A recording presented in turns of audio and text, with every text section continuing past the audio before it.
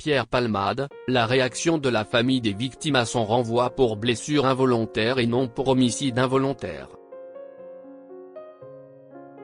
L'annonce du renvoi de Pierre Palmade pour blessure involontaire, et non pas homicide involontaire, est un choc pour la famille des victimes.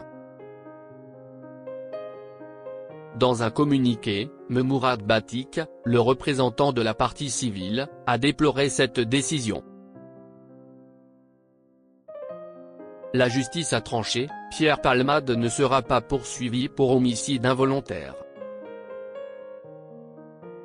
Pour rappel, le soir du 10 février 2023, l'humoriste de 56 ans avait causé un tragique accident sur la route départementale D372, entre Villiers-en-Bière et Perthes, en Seine-et-Marne.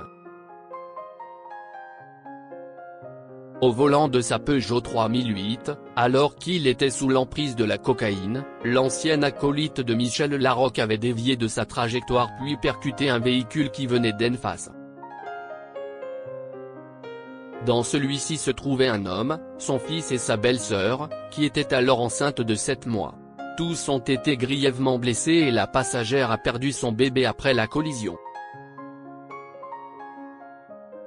Si la causalité directe de la mort de l'enfant est bien l'accident, une expertise médicale avait conclu que l'enfant était mort avant sa naissance et que de ce fait, il ne pouvait être juridiquement considéré comme une personne humaine.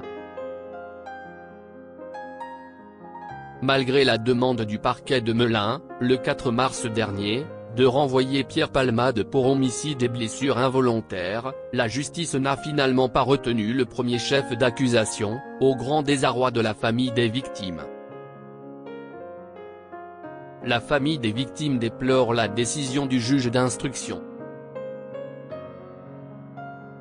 CIST dans un communiqué que Mourad Batik, avocat de la famille des victimes de l'accident causé par Pierre Palmade, a dévoilé la réaction de cette dernière.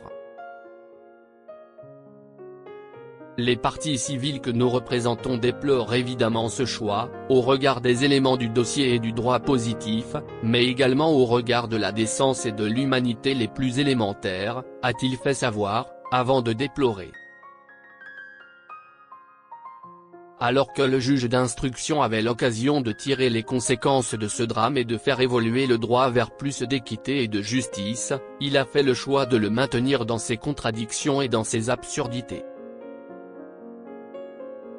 Poursuivi donc pour blessure involontaire après avoir provoqué un grave accident de la route, Pierre Palmade risque jusqu'à 14 ans de prison et 200 000 € d'amende.